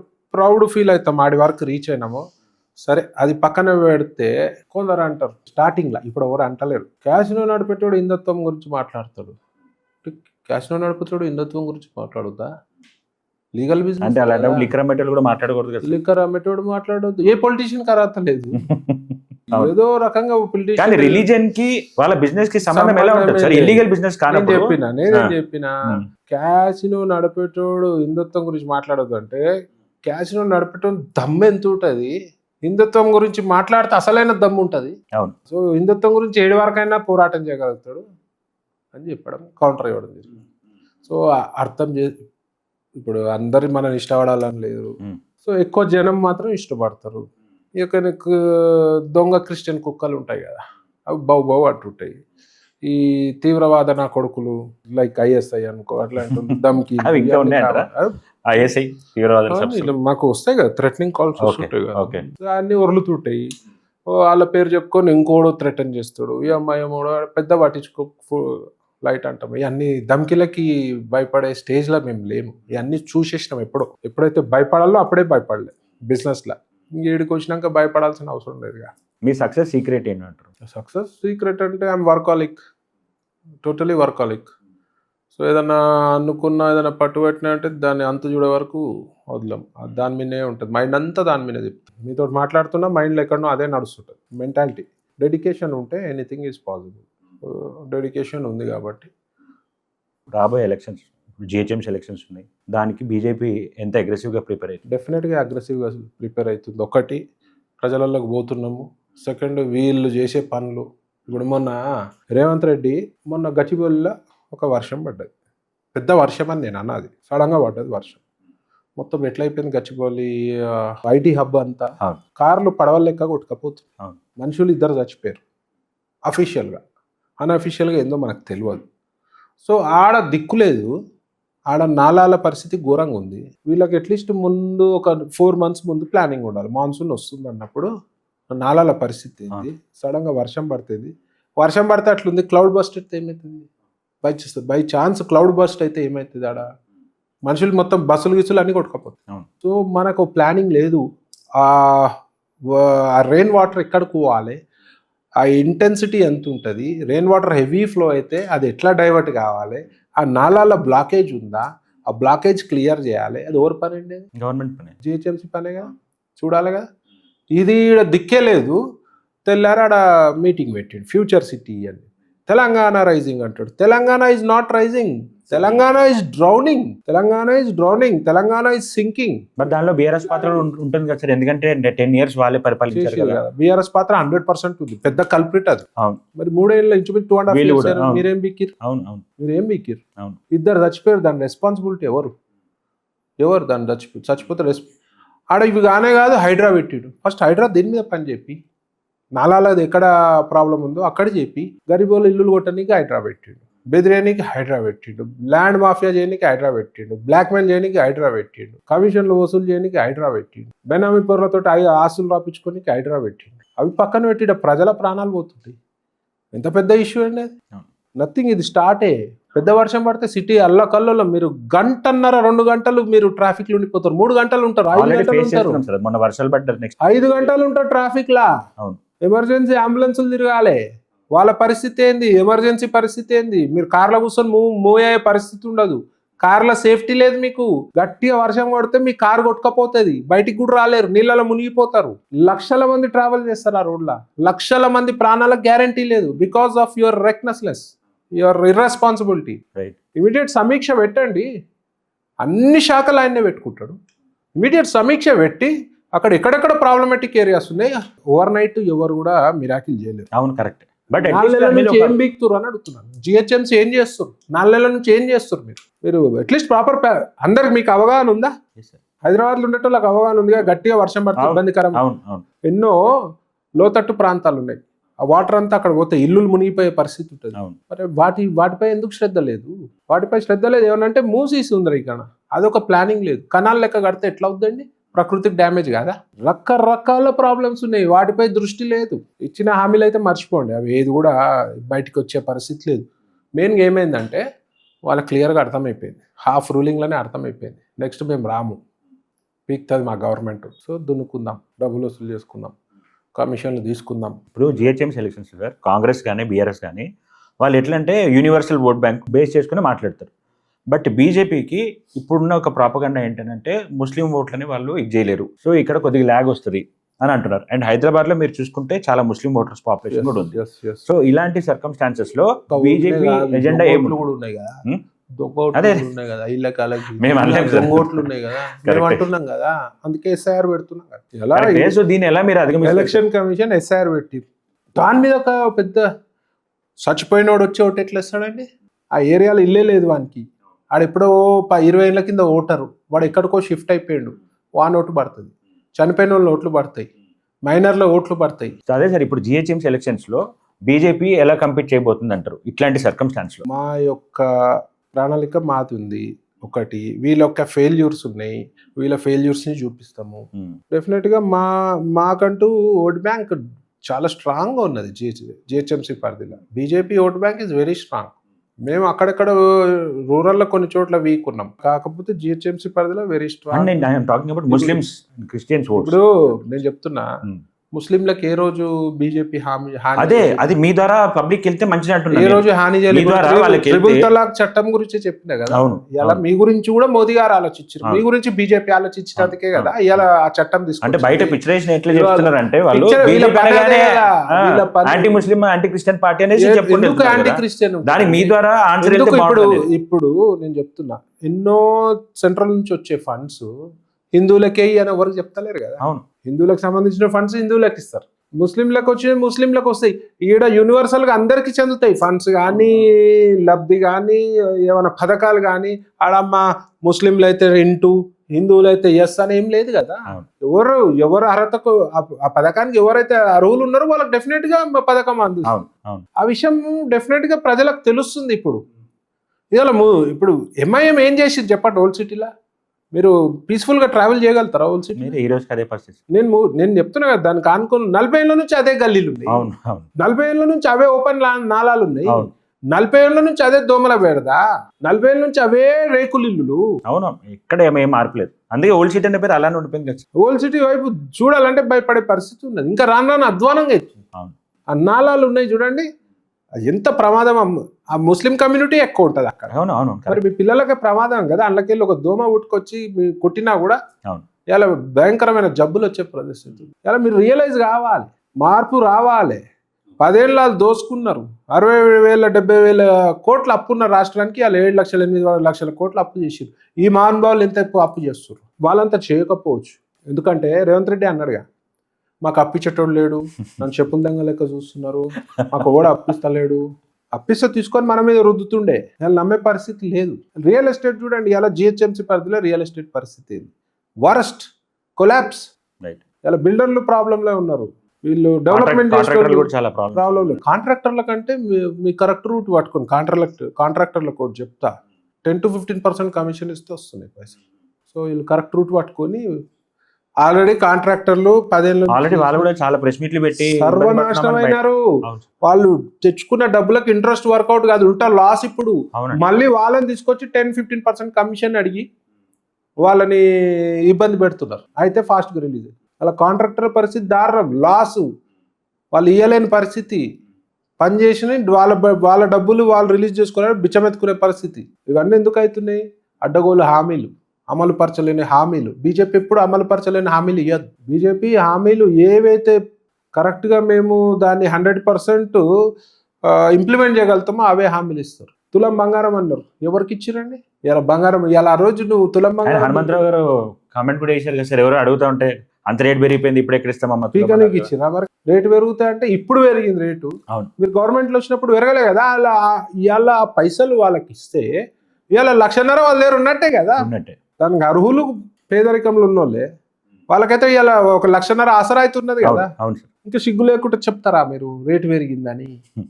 మీరు మాట ఇచ్చినప్పుడు ఎప్పుడు ఏముండే, మీరు మాట ఇచ్చినాక ఇమీడియట్ గా అమలు పరిచేది ఉండే, అప్పుడు చాలా మందికి రీచ్ అవుతుండే. ఇప్పుడు కూడా ఎవరు పెళ్ళని ఇప్పుడు అంటే కష్టం. సరే భయ్ అద్దతులమి, మరి ప్రజలు కూడా ఎందుకు అడగట్లేదు అంటారు? ఎవరిని అడుగుతారు? ఎవడు పట్టించుకుంటుండ్రు? ఏ మంత్రి తిరుగుతున్నారు? ఈ ప్రజలు గెలిపించిన నాయకులు కదా సార్ వాళ్ళందరూ. అవును, ఇవాళ ఏం ఎమ్మెల్యేలు తిరిగే పరిస్థితి ఉందా ప్రజలల్లో? ఊర్లలో తిరిగే పరిస్థితి ఉందా? సిటీలో అంటే జర పట్టించుకోరు. సిటీలో లివింగ్ స్టైల్ వేరే ఉంటుంది, పరిస్థితులు వేరే ఉంటాయి. సిటీలో క్వశ్చన్ చేసే నేచర్ తక్కువ. ఊర్లలో గ్రామస్తులు ఊకుంటారా? తోలు తీస్తారు. అలా ఫ్రీగా తిరుగుమని, ఒక గన్మెన్ లేకుండా తిరుగుమని చూస్తా, ఒక ఎమ్మెల్యేని కాంగ్రెస్ ఎమ్మెల్యేని తిరుగుమని ఉరికిచ్చి కొడతారు. జై శ్రీరామ్ అని ఫస్ట్ నేను మీతో మాట్లాడాను. మీ నినాదం కూడా అదే. అంటే ఎక్కడైనా ఎనీ బీజేపీ కార్యకర్త కానీ అసలు హిందూగా పుట్టిన ప్రతి ఒక్కరు జై శ్రీరామ్ అనే మా నినాదంతో వెళ్ళాలి. ఇప్పుడు రీసెంట్గా ఈ సోకాల్డ్ పాస్టర్, అది అంటే మీ ముందు మాట్లాడాల్సిన టాపిక్ కాదు, బట్ మీలాంటి వాళ్ళ వల్ల అలాంటి వాళ్ళకి చాలా స్ట్రాంగ్ మెసేజ్ వెళ్ళాలనేది నేను కోరుకొని అడుగుతున్నా. ఆయన జై శ్రీరామ్ అనకూడదు, జోహార్ శ్రీరామ్ అనాలా. చనిపోయిన వ్యక్తికి జై శ్రీరామ్ అని ఎట్లా అంటాము, చనిపోయిన వ్యక్తికి జోహార్ అంటున్నాడు. దాని మీద మీ ఒపీనియన్ ఏంటి? అలాంటి వాళ్ళకి మీరు ఏం ఆన్సర్ చెప్తారు? జై శ్రీరామ్ అంటే తప్పే లేదు. ఎవడన్నాడు? ఆ పాస్టర్ అజయ్ బాబు అని ఉంటాడు. అజయ్ గాడు వాడు లుచ్చగాడాడు, వాని గురించి ఎక్కువ మాట్లాడే వేస్ట్. సరే, ఆయన గురించి కాకపోయినా ఆయన అన్న వ్యాఖ్యల మీద వానికి ఏం పని పాట లేదు, ఎప్పుడు హిందుత్వం మీద ఏడుస్తారు. అప్పుడు పాస్టర్ ఒకడు ఫుల్ తాగి బైక్ మీద గుద్దుకొని చచ్చిపోయాడు. పాపం ఆయన ఆత్మ శాంతి చేకూరాలి, మనస్ఫూర్తి కోరుకుంటున్నాడు. పాస్టర్ ఉండని ఎవరైనా ఉండని, దాన్ని రాజకీయం చేసారు. రాజకీయం అజయ్ బాబు అభినయ్ దర్శన్ ఇద్దరే చేశారు. వరస్ట్ ఫెల్, వాడు భూమికి భారం, వాడి పుట్టుక హిందూ, అజయ్ అనేది హిందూ పేరు. అవును అవును వాళ్ళ అయ్య పుట్టుక హిందూ, వాళ్ళ అమ్మ పుట్టుక హిందూ, వాళ్ళ ముత్తాత పుట్టుక హిందూ, వాళ్ళ బతికే హిందూ, తినేది హిందువుల సొమ్మే. పాస్టర్ల రూపంలో ఉన్న ఎంతో మంది, వాని పేరు హనుమంత్ అని ఉంటుంది, రఘు అని ఉంటుంది, శ్రీరాములు అని ఉంటుంది. వాడు దొంగ పాస్టర్లు. బెనిఫిట్స్ దళితుల పేరు మీద ఉన్న బెనిఫిట్స్ పేర్లు మార్చుకుంటే రావనే ఉద్దేశంతో ఆడు పాస్టర్ ఉంటాడు. అవును. ఇక్కడ దళితులకు, మా హిందూ దళితులకు చెందాల్సిన డబ్బుని పంది కుక్కల లెక్క మెక్కుతున్నారు. మీకు చిత్తశుద్ధి యేసుప్రభు మీద ఉంటే ఫస్ట్ మీ పేరు డేవిడో, పావులో, పీటరో ఏదో ఒకటి పెట్టుకొని మార్చుకోవాలి. సిగ్గు లేకుండా హిందూ దేవుళ్ళ పేర్లు పెట్టుకొని మాకు తెలియదు. ఇప్పుడు నన్ను కామెంట్స్లో కూడా తిడతాడు ఓడు, బూతులు తిడతాను నన్ను కామెంట్స్లో. తిట్టినప్పుడు వాని పేరు హిందూ ఉంటుంది, ఆ కామెంట్ సెక్షన్లో నేను ఒత్తుతా. వాడు చూస్తే వాడు అన్ని ఫాలో అవన్నీ ఏముంటాయి యూట్యూబ్లో క్రైస్తవ సంబంధించిన వాటిపై ఉంటుంది. ఓకే. ముడా కొడుకులు తిట్టేది కూడా హిందూ పేర్లు పెట్టుకుని దమ్ముంటే డైరెక్ట్ వచ్చి మాట్లాడాలి. మీరు సిగ్గు లేకుండా మా దళిత హిందువులకు చెందాల్సిన సొమ్మును తినుకుంటా ఇలా పేర్లు మార్చుకోలేని బతుకులు మీవి. మీరు నీతి నిజాయితీ జై శ్రీరామ్ అనాలా అనొద్దా అనేది నువ్వు అసలు నీకు మా దేవుడి పేరు మాట్లాడే అర్హతనే లేదు. ఆల్రెడీ అన్ని జైల్లో పెట్టిరుగా. జైల్లో కాదు, ఇంకా హిందుత్వం గురించి బయటకు వచ్చిండు అనుకో కాలు చేతులు ఇరగొడతారు మా కార్యకర్తలు. మా ధర్మరక్షకులు ఉంటారు, మంచోళ్ళు కాదు, ధర్మం విషయంలో అస్సలే మంచోళ్ళు కాదు. బయటకు వచ్చినాం అనుకో కాలు చేతులు ఇరగొడతారు. నువ్వు బయటికి రారా, చూద్దాం, మాట్లాడదాం, ఫేస్ టు ఫేస్ డిబేట్కి రా, మాట్లాడదాం. ఎంగిల్లి మెతుకులు ఏరుకునే నా కొడుకులు, కొన్ని క్రైస్తవ సంస్థలు ఇచ్చే డబ్బు గురించి ఆశపడే నా కొడుకులు ఇలా హిందూ దేశంలో పుట్టి హిందువుగా పుట్టి మతం మార్చుకుంటే అంటేనే ఆడు తల్లి నమ్ముకున్నట్టు. వాడు వచ్చి నీతులు చెప్తే వినే పరిస్థితిలో ఎవడు లేడు. జాగ్రత్తగా ఉండు బిడ్డ, నీ గురించి చాలా వినబడుతుంది.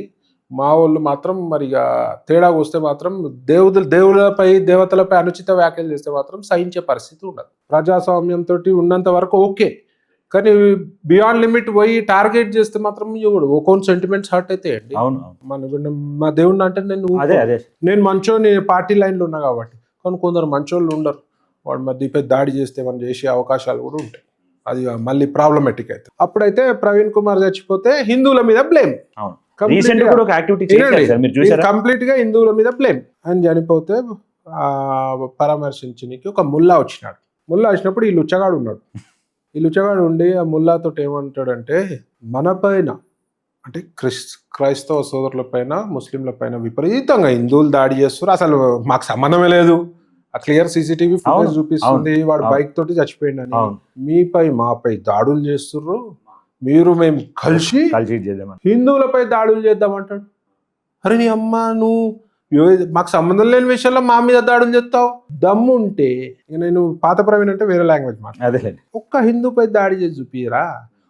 ఔరంగజేబు గాడే వచ్చి ఏం బీక్కలేదండి, ఈ బచ్చనా కొడుకు ఈడేం బీక్తాడు. ఎన్నో ఏండ్ల నుంచి మొఘలుల దాడులను ఎదుర్కొన్న పెద్ద గొప్ప జాతి హిందూ జాతి. ఎన్నో గుళ్ళపై దాడులు చేసినా ఇవాళ భారతదేశంలో హిందువులను ఏమీ కలడు. నువ్వు ఆఫ్టర్ ఆల్ ఎంగిలి మెతుకులకి ఆశపడే కుక్క అంటే నాకు కుక్కలు అంటే చాలా ఇష్టం, దాంతో కూడా కంపేర్ చేయొద్దు. నువ్వేం చేస్తావురా, నువ్వేం బీక్తావురా, నీ అవకాశంలో నువ్వు ఉండు. మా వాళ్ళు కన్నెరా చేసిర్రు అనుకో, మేము ఎంతసేపు శాంతంగా ఉండాలని కోరుకుంటాం. ఇవాళ చెప్తాడు ఒకడు, మీ దేవతలు శాంతంగా ఉండాలని కోరుకుంటారు కదా అంటే చెప్తాం. ఆయుధాలు కూడా పెట్టుకున్నారు రాక్షస సంహారానికి, అవసరం పడ్డప్పుడు ఆయుధాలు రెండు ఉంటాయి కదా. మొన్న కుక్క వచ్చి ఒక ఇంటర్వ్యూలో అంటాడు, మీ రాముడు ఇట్లా కోపం మీద ఉన్నాడంటే, యుద్ధం పోయినప్పుడు కోపం మీద నవ్వుకుంటూ ఉంటాడు. అవలా రావణాసుని చంపనీకి పోయినప్పుడు నవ్వుకుంటూ చంపుతాడా? రౌద్రంగా చూపిస్తారు మీరు పోస్టర్లలో, చూపించేదే ఉందిరా, అది చరిత్రలోనే ఉంది. నీ కోపం వచ్చినప్పుడు నువ్వు కోపం, మనిషి ఉన్నప్పుడే కోపం ఉండాలి. రాక్షసుని చంపేటప్పుడు వాళ్ళని నవ్వుకుంటా చంపుతారా? అంత జ్ఞానం లేని నా కొడుకులు ఏం చేసినా హిందువుల మీద వాడ ఏడవాలి. సరే, ఎందుకు సార్ ఇప్పుడు రీసెంట్ కూడా అప్పుడు అంటే అన్ని బయటపడ్డాయి, అప్పుడు కూడా ప్రయత్నించారు కదా. అభినయ దర్శన్ నాకు వానికోసారి డిబేట్ అయింది. ఆయన కూడా ఇట్లనే ఒక దాడి చేయించుకొని మళ్ళీ లాస్ట్ జై శ్రీరామ్ అని పోయారని ఒక ట్యాగ్ లైన్ యాడ్ చేసేసి, అది కూడా దొంగ, అదే పెద్ద బయటపడింది కాబట్టి సరిపోయింది సార్. నేను చెప్తాను, సాయంత్రం కల్లా బయటపడింది, సరిపోయింది. సరిపోతే హిందువులపైనే అనేవాళ్ళు కదా 100%. నేను ఎలా కొంచెం మీ క్రిస్టియానిటీలా చిత్తశుద్ధి ఉంటే వాళ్ళ దొంగ పాస్టర్లను నువ్వు వట్టియాలి. ఒకడు అజయ్ బాబు గాడు ఒకవేళ చిత్తశుద్ధి ఉంటే టచ్ గాన్లు ఉంటారు కదా, టచ్ గాన్లను వట్టియాలి. వాడు హరిహర కళాభవన్ లాంటి పెద్ద పెద్ద దాంట్లో నేను వాళ్ళు ఎప్పుడు వస్తారా ఎప్పుడు పోదామా అని చూస్తున్నా, కానీ నేను అనుకున్నప్పటి నుంచి దొంగన కొడుకులు పెడతలేరు ఆడ. నేనేమంటా అంటే ఆడ మీ క్రిస్టియన్ సోదరులనే మోసం చేస్తారు కదా, దశమ భాగం అని మీ క్రిస్టియన్ సోదరులే మోసం చేస్తారు కదా. నీకు అంత ప్రేమ ఉంటే మరి మీ క్రిస్టియన్ సోదరులను మోసం కాకుండా చూసుకోవాలి కదా. నీకు అంత ప్రేమ ఉంటే నీ క్రిస్టియన్ సోదరుడు వీల్ చైర్ మీద వస్తాడు, వీడు టచ్ అనగానే లేచి ఉరుకుతాడు. గుడ్డోడు వస్తాడు, వీడు టచ్ అనగా కళ్ళు తెరుస్తాడు. ఆమెకి గర్భం రాదంట, వీడు టచ్ అంటే గర్భం వస్తుంది అంట. టచ్లో గర్భం ఎట్లా వస్తుందో నాకు తెలియదు, మరి సైంటిఫిక్గా వాళ్ళు చెప్పాలి. అది పక్కన పెడితే వీళ్ళ అవసరం ఒకవేళ అంత పవర్స్ ఉంటే వీళ్ళని తీసుకుపోయి గాంధీ హాస్పిటల్లో పెట్టండి, ఉస్మానియా హాస్పిటల్లో పెట్టండి, ప్రభుత్వ ఆసుపత్రిలో పెట్టండి, అందరు బాగుపడతారు. ఫస్ట్ మీ క్రిస్టియన్స్ మంచిగా రోగం లేకుండా అవుతారు, తర్వాత మీకు దయ ఉంటే మా హిందువులపై కూడా రోగాలు లేకుండా కాపాడండి రా బాబు. ఈ దొంగన కొడుకులు దొంగ ముసుగుల బాబాలు కూడా అంటున్నా నేను. అవునవును, హిందుత్వంలో బాబాలు ఉంటే కూడా అంత తోలు తీస్తా నేను. ఇప్పుడు ఎవడన్నా బాబా ఉండని నాకు చెప్పండి, నేను పర్సనల్గా వస్తా, అంత తోలు తీస్తా. ఈ దందాలని మీరు ఎంకరేజ్ చేసుకుంటా ఒక చిన్న గుడిస ఉంటుంది చర్చ్, 1 year తర్వాత ఇంత పెద్దగా అవుతుంది, 2 years తర్వాత పెద్ద కన్వెన్షన్ కట్ట పెద్దగా అవుతుంది. అసలు మీకు ఫండ్స్ ఏ నుంచి వస్తున్నాయిరా? మీకు ఎవరిని మోసం చేస్తున్నారు? దశమ భాగం అని చెప్పి గరీబుల దగ్గర ఉన్నోడు ఏడు దశమ భాగం ఏడిస్తాడు. ఆ నెలకు 10 లక్షలు సంపాదిస్తాడు, దశమ భాగం 10 లక్షల రూపాయలు ఇస్తాడు. బిచ్చగాళ్ళ దగ్గర రోజువారీ కూలీలని మోసం చేసి మీకు ఈ దేవుడు మీకు క్షమించాడు, దశమ భాగం ఆ పాస్టర్ గారు తింటాడు, కథ వాడే తింటాడు. ఆ పాస్టర్లను చూపిరా నీ క్రిస్టియానిటీ మీద ప్రేమ ఉంటే. నీ క్రిస్టియన్ల దొంగ పాస్టర్లను బట్టి నేను కూడా హెల్ప్ చేస్తా. ఒరిజినల్ ప్రేమ ఉన్నాడు అదే. ఇప్పుడు నాకు ఒరిజినల్ హిందుత్వం మీద ప్రేమ, దొంగ బాబా వచ్చి నా హిందుత్వంలో మోసం చేస్తే తోలు తీస్తా అని చెప్తాను. కరెక్ట్, నువ్వు చూపి తీస్తా. మరి ఇలా ప్రేమ కాదు, డబ్బులు వసూలు చేసే దుకాణం. ఇప్పుడు ఇంకొక కొత్త ఇది తయారు చేసేస్తారు. అంటే మీరే అన్నారు ఇందా మాట్లాడతా, దళిత హిందువులు అని మీరు ఒక మాట అన్నారు. సో దళిత అనే వాళ్ళకి ఒక రికగ్నిషన్ ఇచ్చింది, హిందువుల రిలీజన్ ని బేస్ చేసుకునే హిందువుల దానిలోనే ఇచ్చారు కేటగిరీగా. ఇప్పుడు వీళ్ళు క్రిస్టియన్ గా మారుతున్నారు. మారిపోయిన తర్వాత వీళ్ళు ఏమంటారు అంటే రాకూడదు, ఫస్ట్ ఆఫ్ ఆల్ రావద్దు, క్యాన్సిల్ అయిపోవాలి. సరే అది రావట్లా. వీళ్ళేమంటారంటే చట్టబద్ధంగా మాకు రాజ్యాంగమే ఇచ్చింది హక్కు మతాన్ని ప్రచారం చేసుకోవడం, అక్కడ రాజ్యాంగంలో వాడుకుంటున్నారు. ఇంకొకటి ఏమంటారు, ఇప్పుడు రాజ్యాంగం చెప్పింది కదా నువ్వు ఒకసారి మారిపోతే నువ్వు యాజ్ పర్ కాన్స్టిట్యూషన్ నీకు అది లేదు అని చెప్పింది, అక్కడ మళ్ళీ మార్చుకోవట్లా. ఇప్పుడు ఏమంటారంటే దళితుల మీద అత్యాచారాలు చేస్తున్నారు పొలిటికల్ పార్టీస్, మనల్ని వాడుకుంటున్నారు ఓటేయడానికి తప్ప దేనికి పనికి రావట్లే. దళిత క్రిస్టువులు దళిత క్రైస్తవులు అని ఒక కొత్త సమూహాన్ని తయారు చేసి ఇది ఒక పొలిటికల్ పార్టీగా మనం వెళ్ళాలా, మనం కూడా గెలవాలా, మనం కూడా చట్టసభల్లో ఉండాలా అనేసి ఒక మూవ్మెంట్ చేస్తున్నారు. దీని మీద మీ ఒపీనియన్ ఏంటి సార్? ఇది ఒక వైరస్ కంటే ఘోరంగా పెరుగుతుంది తెలుగు రాష్ట్రాలలో. క్రిస్టియన్ అయినాక దళితులు ఉండదు, కానీ వీళ్ళు దళిత క్రిస్టియన్ అని ఒక కొత్త సమూహాన్ని ఏదో ఒకటి తీసుకొచ్చే ప్రయత్నం చేస్తారు. అవన్నీ సఫలీకృతం కావు, ఇవన్నీ నడవయి. ఇలా మా దళిత సోదరులకి తగిన గౌరవం ఎవడైనా ఇవ్వాల్సిందే. అవును, నేను పలు సందర్భాలలో చెప్తా, దళితుడికి ఎక్కడ అన్యాయం జరిగితే శ్రీకోటి ప్రవీణ్ తోలు తీస్తాడు. ఆడు ఊరు మోతబారు ఉండని, ఊరు పటేల్ ఉండని, ఊరు పీకుడుగాడు ఉండని, దళితులని చిన్న చూపు చూస్తే ఊకునే పరిస్థితి ఉండదు. బీజేపీ పార్టీ కూడా ఊరుకోదు, చికోటి ప్రవీణ్ అసలే ఊరుకోడు. ఎక్కడ దళితులకు ఏమైనా ఇబ్బంది అయితే నేను ఉంటా. 2-3 సంఘటనలు కూడా మీరు మీడియాలో చూసి ఉంటారు. సో దళితులకు అన్యాయం జరిగే పరిస్థితి ఇవాళ బీజేపీ పార్టీ రానియదు, చికోటి ప్రవీణ్ అసలే రానియడు. సో దాని గురించి విషయమే లేదు. వాళ్ళకి విషయం నింపి అమాయక దళితులను పట్టుకొని విషయం నింపి మత ప్రచారం చేసి మతమూబిలో గుంజి వాళ్ళని ఒక హిప్నక్రైజ్ చేసి వాళ్ళ మతంలోకి తీసుకునే ప్రయత్నం చేస్తే కూడా చాలా మంది మా దళిత సోదరులు ఇవాళ గర్వాపసికి రిటర్న్ అవ్వడం జరిగింది. కానీ ఒక చిన్న పాయింట్ సార్, అంటే ఇలా సోకాల్డ్ ఈ పాస్టర్లు ఎవరైతే ఉన్నారో మత ప్రచారాలు చేసి మార్పిచ్చే అరే దళితులకు అన్యాయం జరుగుతుందనే పాస్టర్లు 99% అగ్రవర్ణాల నుంచి వచ్చిన వాళ్ళే సార్. అంటే కమ్మ కావచ్చు, కాపు కావచ్చు, రెడ్డి కావచ్చు, వీళ్ళు ఎవరు రియల్ దళితులు లేరు. ఈ పాస్టర్లు అందరూ సోకాళ్ళు అందరూ హిందూ మతం నుంచి అటు కన్వర్ట్ అయిన వాళ్ళు. ఒకటి చెప్తానండి, వాళ్ళేమో ఆ కేటగిరీలో ఉన్నారు. వీళ్ళు రెచ్చగొట్టి మేమేదో మీకోసం నిలబెడతామని వీళ్ళందరూ దళితులు ఉంటున్నారు. ఇప్పుడు వాళ్ళు పెట్టి మీటింగ్లలో వీళ్ళందరూ వచ్చి డబ్బులు ఇచ్చుకుంటా ఇక్కడ నువ్వు కూర్చుని ఆ దళితుడు అక్కడే ఉండిపోతున్నాడు. 10 years అయినా ఈ దళితుడు అదే స్టేజ్ లో ఉన్నారు. ఆ పాస్టర్లు అనే సోకాళ్ళు వీళ్ళు ఉన్నారు మతం వాళ్ళు పెంచుతున్నారు. ఇప్పుడు నా పాయింట్ ఏంటంటే ఆర్గ్యుమెంట్, ఇలా ఉన్న ఈ దళితుడికి నిజంగా నువ్వు ప్రేమించి వాళ్ళ భవిష్యత్తు కోసం కోరుకుని ఇంత పోరాడుతున్నప్పుడు ఈ దళితుడు ఎందుకు పాస్టర్ రావట్లేదు రేపటి నాడు? కానీ ఇవ్వరు వాళ్ళు, ఎందుకు రావట్లేదు? ఇది దళితులు ఆలోచించుకోవాలి. ఇవాళ మిమ్మల్ని వాడుకొని ఇప్పుడు స్టేజ్ కిందనే ఉండి వాళ్ళు చెప్పే లెక్చర్లు వింటాం తప్ప వీళ్ళు ఎంతమంది స్టేజ్ మీదకి రాగలుగుతున్నారు అనేది ఎవరు అబ్జర్వ్ చేయట్లేదు. 100% అది దళితుడు రియలైజ్ కావాల్సిన విషయం. ఇవాళ హిందుత్వంలోనే మీకు మంచిగా ఉంటుంది. ఇవాళ మీ దేవుడిని మీరు నమ్మండి. ఇవాళ ఆడికి పోతారు, ఏజ్ బతుకమ్మ అని ఆడతారు. అరే మనకి ఇంత మంచి బతుకమ్మ ఉంది, ఏజ్ బతుకమ్మ ఏంది రవి? ఏసు బతుకమ్మ ఏంది? ఏసు ఎవరు? బతుకమ్మ ఏంది? మా బతుకమ్మకు ఒక చరిత్ర ఉంది, భవానీ మాలకు ఒక చరిత్ర ఉంది, అయ్యప్ప మాలకు ఒక చరిత్ర ఉంది, ఆధారాలు ఉన్నాయి. ఏసు మాల ఏంది? కొబ్బరికాయ కొడుతుర్రు. ప్రసాదమే తిన్నావు నువ్వు, కొబ్బరికాయ ఎందుకు కొడుతున్నావు రా భయ్? ధ్వజస్తంభాలు పెడుతున్నారు సార్ ఇప్పుడు. ఏందో తీసుకొచ్చి ఆ చైనీస్ ఫుడ్, మన దగ్గర చైనీస్ ఫుడ్ ఉంటుందిగా, రోడ్డు మీద, అది ఒరిజినల్ చైనీస్ ఫుడ్ కాదు. ఆడు ఏదో ఒకటి చేస్తాడు మనకు నచ్చినట్టు చైనీస్ ఫుడ్ అని చెప్పి నూడిల్స్ ఉన్నాయి అనుకో, దాన్ని ఆ ఒరిజినల్ చైనా పోతే ఆ టైప్ నూడిల్స్ ఉండయి, ఆ టేస్ట్ ఉండదు. అట్లా వీళ్ళు కూడా దొంగ కొడుకులు అట్రాక్ట్ చేయడానికి ఏసు మాల, ఏసు బతుకమ్మ, ఏసు రథము, ఏసు ఊరేగింపు, గమ్మతే ఉండదు. జోకర్లే ఇల్లు, ఈ కొడుకులంతా జోకర్ కొడుకులే. డెకరేషన్ హిందుత్వం లెక్క గంటలు పెడుతురు చర్చిలల్లా, ఆ వేరే గంటలు కాదు, బనం కొట్టే గంటల టైప్. అంటే ఒరిజినల్ క్రిస్టియానిటీ సిగ్గుపడుతురు, ఇవాళ ఒరిజినల్ క్రిస్టియన్ సిగ్గుపడుతురు, నవ్వుతారు. నాకు 2-3 ఫ్రెండ్స్ ఏంద్రా ఆయన ఇదేంది గమ్మతే ఉన్నది ఈ కొడుకులు అని చెప్పి. అంటే మీకు ఎట్లా ఉంటే అట్లా, సనాతన ధర్మంలో అట్లా ఉండదు.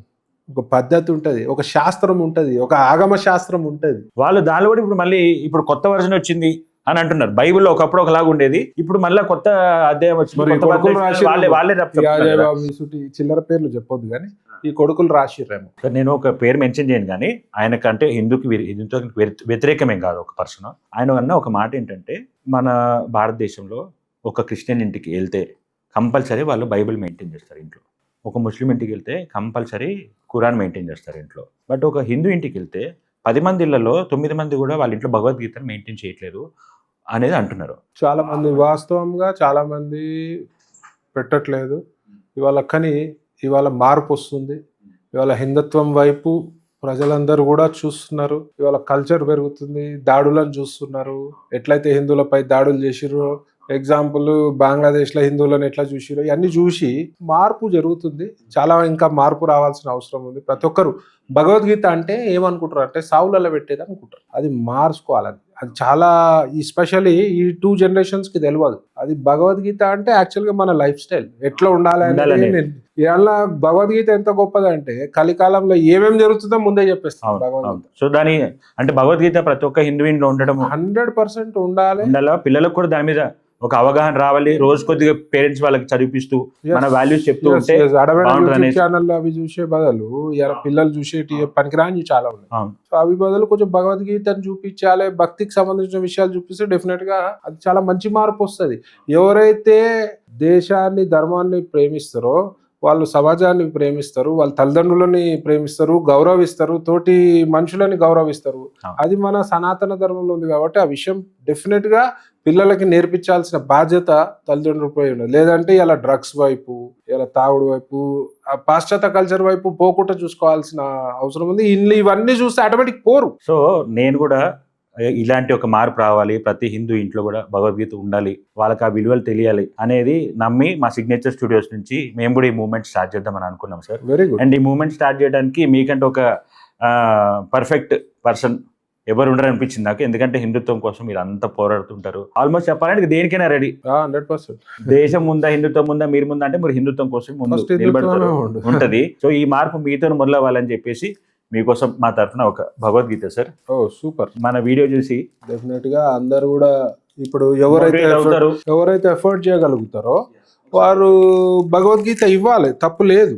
ఇవాళ ఇస్కాన్ లాంటి సంస్థ నేను అనుకుంటున్నాను సార్, అంటే ఇప్పుడు చాలా మంది రాజకీయ నాయకులు కావచ్చు ఏదైనా ప్రోగ్రామ్స్ పెడుతుంటారు, అప్పుడు ఈ సాల్వాలు కప్పుకోటాలు ఇలాంటి ప్రోగ్రామ్స్ కంటే కూడా వాళ్ళ ఇంట్లో ఏ ప్రోగ్రామ్ చేసినా ఎప్పుడు ఎవరు వాళ్ళ ఇంటికి వచ్చినా వచ్చే వాళ్ళందరూ కూడా భగవద్గీత ఇస్తా ఉంటే బాగుంటుంది. చాలా మంచి కార్యక్రమం. నేను కూడా చాలా మందికి ఇచ్చిన. ఇస్కాన్ వాళ్ళు కూడా ఇది బాగా ఎంకరేజ్ చేస్తారు భగవద్గీత ఇవ్వాలని. చాలా మంచి విషయం, చాలా సంతోషం. అంటే ఒక రెస్పాన్సిబుల్ గా మీరు మీడియాలో ఇట్లాంటి పనులు చేస్తున్నారంటే హర్షించదగ్గ విషయం. Thank you sir, thank you. Very good. So మీరు కూడా మీ తరఫున ఒక మెసేజ్ సార్ మన ఆడియన్స్ కి. ఎవరైతే ఎఫర్ట్ చేయగలుగుతారో ప్రతి ఒక్కరు భగవద్గీత ఫస్ట్ మీరు ఇంట్లో ఉండాలి. ఉండడం అంటే ఏదో అలంకార ప్రయాణం కాదు, చదవండి. రోజు ఒక శ్లోకం జరిగినా మీకు అర్థమైపోతుంది. చాలా లేటెస్ట్ టెక్నాలజీ తోటి యూట్యూబ్ లో కూడా ఆ శ్లోకాలు దాని మీనింగ్ కూడా వస్తుంది. సో మీరు భగవద్గీతను చదవండి, చూడండి. నెక్స్ట్ మీరు ఎఫర్ట్ చేయగలిగితే ప్రతి ఇంటికి అడ్డమైన షాళ్ళు, పనికిరాని అంతే సార్ గిఫ్ట్స్ ఇచ్చి దానివల్ల ఏం ఉపయోగం ఉండదు. ఇది ఇస్తే వాడి జ్ఞానం పెరుగుతుంది, వాడి వల్ల ఇంకోటి జ్ఞానం పెరుగుతుంది. సో ఒక మంచి సమాజం కోసం, ఒక మంచి హైందత్వం కోసం భగవద్గీత ఎవరైతే ఎఫర్ట్ చేయగలుగుతారో వాళ్ళు కూడా గిఫ్ట్స్ ఇవ్వడం స్టార్ట్ చేయండి. ఒకరు స్టార్ట్ చేస్తే మొత్తం టోటల్ గా అవును. ఒకరు చూసి టోటల్ ప్రతి ఇంట్లో భారతదేశంలో అవును. కోట్లాది మంది ఇళ్లలో మరి భగవద్గీత ఉండే ప్రయత్నం. ముందు ఇంట్లో వాళ్ళకి ఒక సఖ్యత వస్తుంది సార్. కూర్చొని మాట్లాడుకోగలుగుతారు కాసేపు. ఇప్పుడు ఎలా అయిపోయిందంటే ఫ్యామిలీస్ ఫాదర్ పనిలో ఫాదర్ ఉంటున్నాడు, మదర్ పనిలో మదర్ ఉంటున్నారు, పిల్లలు ఫోన్లలో ఉంటున్నారు. అంతే. సో వాళ్ళ మధ్యలో ఒక బాండింగ్ క్రియేట్ చేయడానికి కూడా అవును. ఇది ఒక మంచి మాధ్యమం అవుతుంది అనేది 100%, నా ఒపీనియన్. 100%. అండ్ చిన్నప్పటి నుంచే పిల్లలకి మన విలువలు తీసుకొస్తే రాబోయే తరాల్లో హిందూయిజం ని ఇంకా స్ట్రాంగ్ చేసి హిందూయిజం మనం అనుకున్న బాగుంటే లెవెల్కి దేశం వెళ్ళగలం. కూడా బాగుంటుంది, బాగుంటుంది. ప్రపంచం కూడా బాగుంటుంది. So thank you so much sir, me time ఇచ్చి థ్యాంక్ యూ. మీ విలువైన టైం ఇచ్చి మాతో పంచుకున్నారు. Thank you. Thank you.